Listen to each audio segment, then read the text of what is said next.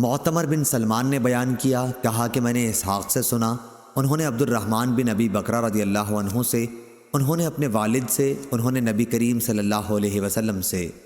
دوسری سند امام بخاری نے کہا اور مجھے مسند نے خبر دی، ان سے معتمر نے بیان کیا، ان سے خالد حذا نے بیان کیا کہ مجھے عبد الرحمن بن ابی بکرہ رضی اللہ عنہ نے خبر دی اور انہیں ان کے والد نے نبی کریم صلی اللہ علیہ وسلم سے فرمایا، دونوں مہینے ناقص نہیں رہتے۔ صحیح بخاری حدیث نمبر 1912۔ سعید بن عمرو نے بیان کیا اور انہوں نے ابن عمر رضی اللہ عنہ سے سنا کہ نبی کریم صلی اللہ علیہ وسلم نے فرمایا، ہم ایک بے پڑھی لکھی قوم ہیں، نہ لکھنا جانتے ہیں نہ حساب کرنا، مہینہ یوں ہے اور یوں ہے۔ آپ کی مراد ایک مرتبہ 29 دنوں سے تھی اور ایک مرتبہ 30 سے۔ آپ صلی اللہ علیہ وسلم نے 10 انگلیوں سے 3 بار بتلایا۔ صحیح بخاری حدیث نمبر 1913۔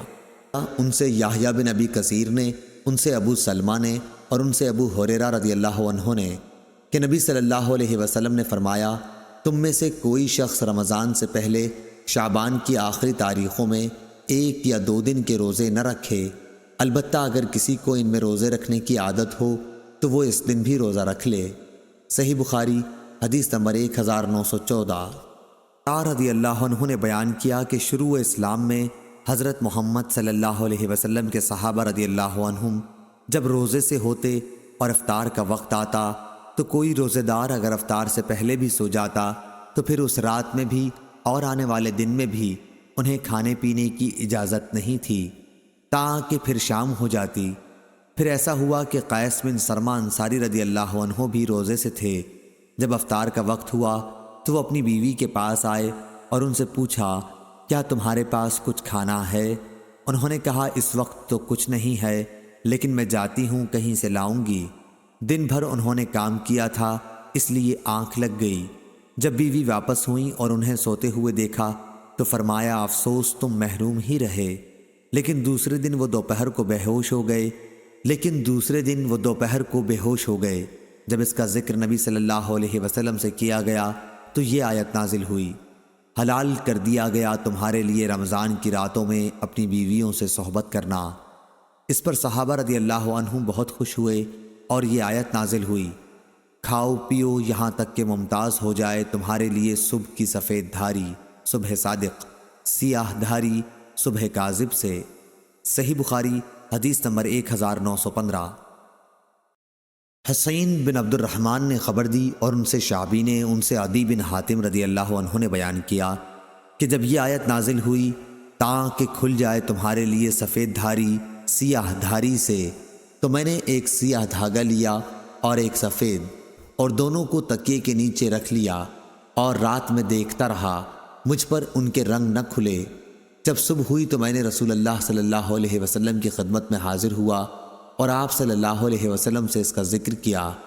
آپ نے فرمایا کہ اس سے تو رات کی تاریکی صبح کاذب اور دن کی سفیدی صبح صادق مراد ہے۔ صحیح بخاری حدیث نمبر 1916۔ ابن ابی حازم نے بیان کیا، ان سے ان کے باپ نے اور ان سے سہل بن سعد نے۔ دوسری سند امام بخاری نے کہا اور مجھ سے سعید بن ابی مریم نے بیان کیا، ان سے ابو غسان محمد بن مطرف نے بیان کیا، انہوں نے کہا کہ مجھ سے ابو حازم نے بیان کیا اور ان سے سہل بن سعد رضی اللہ عنہ نے بیان کیا کہ آیت نازل ہوئی، کھاؤ پیو یہاں تک کہ تمہارے لیے سفید دھاری سیاہ دھاری سے کھل جائے، لیکن من الفجر صبح کی کے الفاظ نازل نہیں ہوئے تھے۔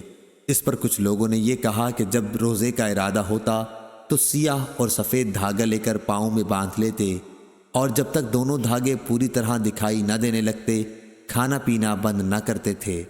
اس پر اللہ تعالیٰ نے من الفجر کے الفاظ نازل فرمائے، پھر لوگوں کو معلوم ہوا کہ اس سے مراد رات اور دن ہیں۔ صحیح بخاری حدیث نمبر 1917۔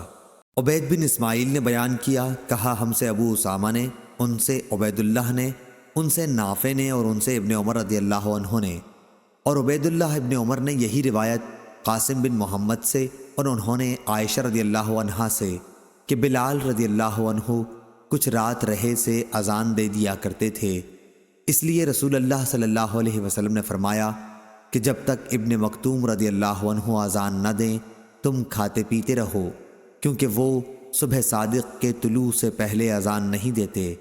قاسم نے بیان کیا کہ دونوں بلال اور ام مکتوم رضی اللہ عنہ کی اذان کے درمیان صرف اتنا فاصلہ ہوتا تھا کہ ایک چڑھے تو دوسرے اترتے۔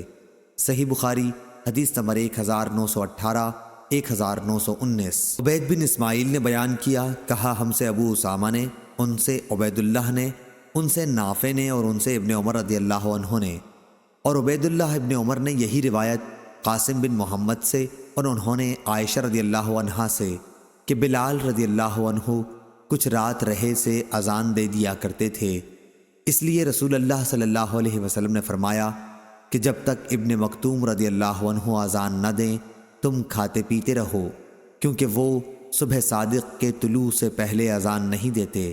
قاسم نے بیان کیا کہ دونوں بلال اور ام مکتوم رضی اللہ عنہ کی اذان کے درمیان صرف اتنا فاصلہ ہوتا تھا کہ ایک چڑھے تو دوسرے اترتے۔ صحیح بخاری حدیث نمبر 1918 1919۔ سہل بن سعد رضی اللہ عنہ نے بیان کیا کہ میں سحری اپنے گھر کھاتا پھر جلدی کرتا تاکہ نماز نبی کریم صلی اللہ علیہ وسلم کے ساتھ مل جائے۔ صحیح بخاری حدیث نمبر 1920۔ قتادہ نے بیان کیا، ان سے انس رضی اللہ عنہ نے اور ان سے زید بن ثابت رضی اللہ عنہ نے کہ نبی کریم صلی اللہ علیہ وسلم کے ساتھ ہم نے سحری کھائی، پھر آپ صلی اللہ علیہ وسلم صبح کی نماز کے لیے کھڑے ہوئے۔ میں نے پوچھا کہ سحری اور اذان میں کتنا فاصلہ ہوتا تھا، تو انہوں نے کہا 50 آیتیں پڑھنے کے موافق فاصلہ ہوتا تھا۔ صحیح بخاری حدیث نمبر 1921۔ اسماعیل نے بیان کیا، کہا ہم سے جویریہ نے، ان سے نافع نے اور ان سے عبداللہ بن عمر رضی اللہ عنہ نے کہ نبی کریم صلی اللہ علیہ وسلم نے صوم وصال رکھا تو صحابہ رضی اللہ عنہم نے بھی رکھا، لیکن صحابہ رضی اللہ عنہم کے لیے دشواری ہو گئی، اس لیے آپ صلی اللہ علیہ وسلم نے اس سے منع فرما دیا۔ صحابہ رضی اللہ عنہم نے اس پر عرض کی کہ آپ صلی اللہ علیہ وسلم تو صوم وصال رکھتے ہیں۔ حضرت صلی اللہ علیہ وسلم نے فرمایا، میں تمہاری طرح نہیں ہوں، میں تو برابر کھلایا اور پلایا جاتا ہوں۔ صحیح بخاری حدیث نمبر 1922۔ بیان کیا، انہوں نے کہا کہ میں نے انس بن مالک رضی اللہ عنہ سے سنا، انہوں نے بیان کیا کہ رسول اللہ صلی اللہ علیہ وسلم نے فرمایا، سحری کھاؤ کہ سحری میں برکت ہوتی ہے۔ صحیح بخاری حدیث نمبر 1923۔ ان سے سلمہ بن اکو نے کہ نبی کریم صلی اللہ علیہ وسلم نے عاشورہ کے دن ایک شخص کو یہ اعلان کرنے کے لیے بھیجا کہ جس نے کھانا کھا لیا ہے وہ اب دن ڈوبنے تک روزے کی حالت میں پورا کرے، یا یہ فرمایا کہ روزہ رکھے اور جس نے نہ کھایا ہو تو وہ روزہ رکھے، کھانا نہ کھائے۔ صحیح بخاری حدیث نمبر 1924۔ بکر بن عبد الرحمن بن حارث بن حشام بن مغیرہ کے غلام سمی نے بیان کیا، انہوں نے ابو بکر بن عبد الرحمن سے سنا، انہوں نے بیان کیا کہ میں اپنے باپ کے ساتھ عائشہ اور ام سلمہ رضی اللہ عنہا کی خدمت میں حاضر ہوا۔ دوسری سند امام بخاری رحمہ اللہ نے کہا کہ اور ہم سے ابو الیمان نے بیان کیا، کہا کہ ہم کو شعیب نے خبر دی، انہیں ظاہری نے، انہوں نے بیان کیا کہ مجھے ابو بکر بن عبد الرحمن بن حارث بن حشام نے خبر دی، انہیں ان کے والد عبد الرحمن نے خبر دی، انہیں مروان نے خبر دی، اور انہیں عائشہ اور ام سلمہ رضی اللہ عنہا نے خبر دی کہ بعض مرتبہ فجر ہوتی تو رسول اللہ صلی اللہ علیہ وسلم اپنے اہل کے ساتھ جنبی ہوتے تھے، پھر آپ غسل کرتے اور آپ روزے سے ہوتے تھے۔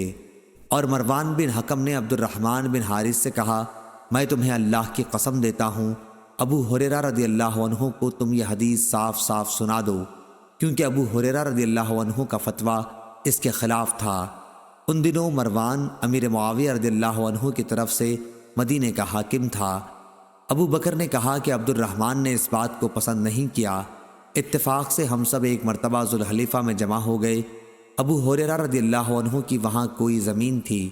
عبد الرحمن نے ان سے کہا کہ آپ سے ایک بات کہوں گا، اور اگر مروان نے اس کی مجھے قسم نہ دی ہوتی میں کبھی آپ کے سامنے اسے نہ چھیڑتا۔ پھر انہوں نے عائشہ اور ام سلمہ رضی اللہ عنہا کی حدیث ذکر کی۔ ابو ہریرہ رضی اللہ عنہ نے کہا، میں کیا کروں؟ کہا کہ فضل بن عباس رضی اللہ عنہ نے یہ حدیث بیان کی تھی اور وہ زیادہ جاننے والے ہیں کہ ہمیں حمام اور عبداللہ بن عمر رضی اللہ عنہ کے صاحبزادے نے ابو ہریرہ رضی اللہ عنہ سے بیان کیا کہ نبی کریم صلی اللہ علیہ وسلم ایسے شخص کو جو صبح کے وقت جنبی ہونے کی حالت میں اٹھا ہو افطار کا حکم دیتے تھے، لیکن حضرت عائشہ رضی اللہ عنہا اور ام سلمہ رضی اللہ عنہا کی یہ روایت زیادہ معتبر ہے۔ صحیح بخاری حدیث نمبر 1925 1926۔